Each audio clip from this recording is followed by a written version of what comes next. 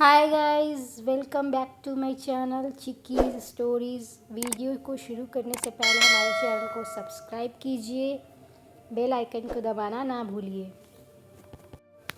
एक गांव में राशिद नाम का एक आदमी रहता था। वो बहुत ही गरीब था।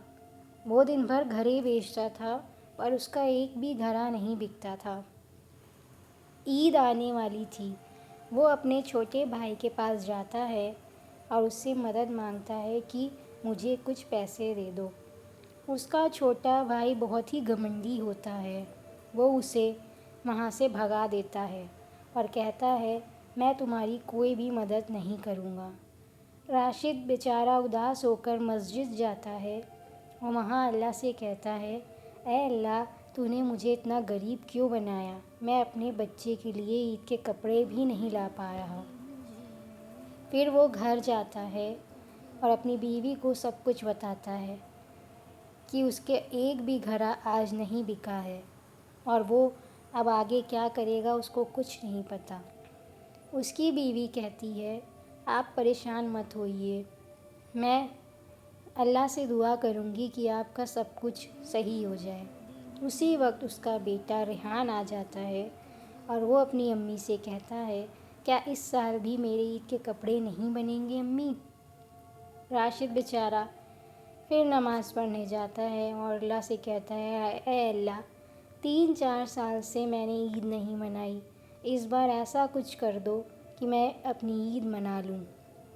राशिद दिन रात रोज़ मेहनत करता है, पर उसका एक भी घड़ा नहीं बिकता।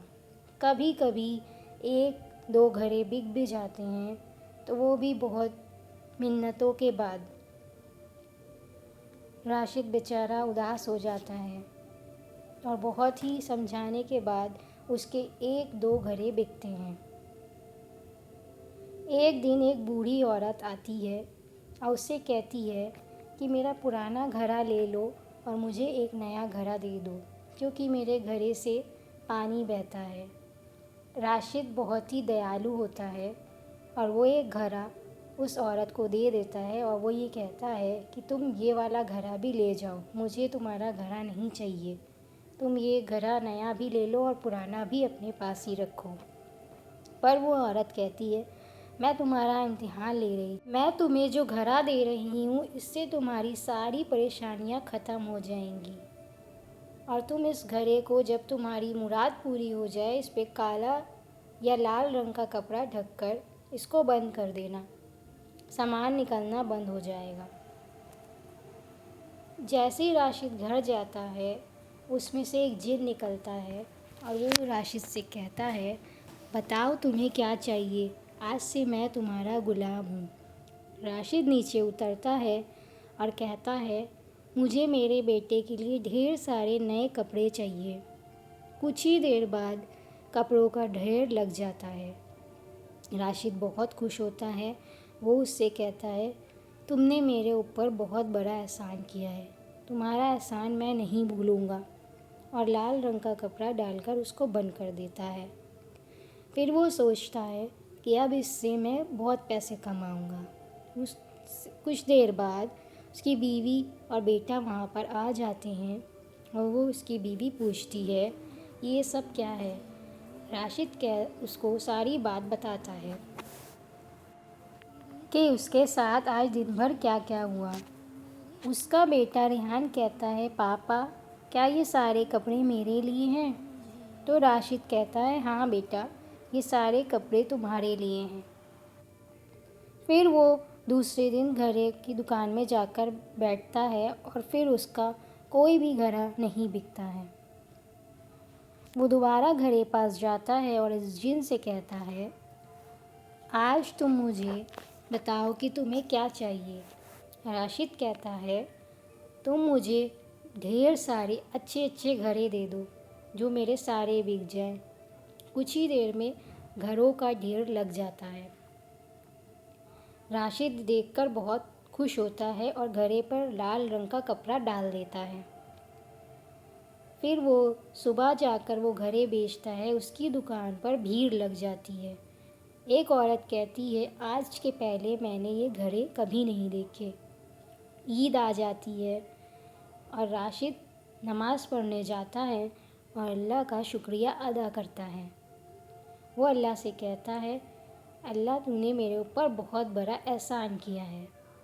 عید کے دن اس کی بیوی بہت اچھا کھانا بناتی ہے اور اپنے پتی سے کہتی ہے کہ اب ایک گھر بھی لے لو، یہ گھر مجھے چھوٹا لگتا ہے۔ راشد کہتا ہے، میں بھی یہی سوچ رہا ہوں کہ ایک گھر لے لوں، میں کل ہی ایک گھر لے لیتا ہوں۔